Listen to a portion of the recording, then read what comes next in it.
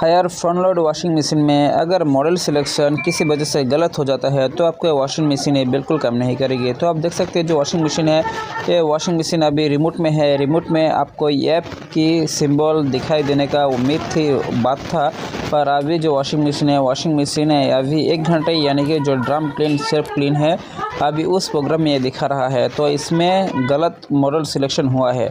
अगर आप सही मॉडल सिलेक्शन करना चाहेंगे या फिर मॉडल सिलेक्शन सही तरीके से कर लिए हैं तो आपकी जो वॉशिंग मशीन है स्मूथली चलेगी, कोई भी प्रॉब्लम नहीं होगी। तो दोस्तों, अगर इस तरह की प्रॉब्लम हुआ है तो आप मुझे नीचे कमेंट करिए। तो इसका सही मॉडल सिलेक्शन क्या है अभी मैं आप लोगों को दिखाऊंगा। तो ये है इसका सही मॉडल सिलेक्शन।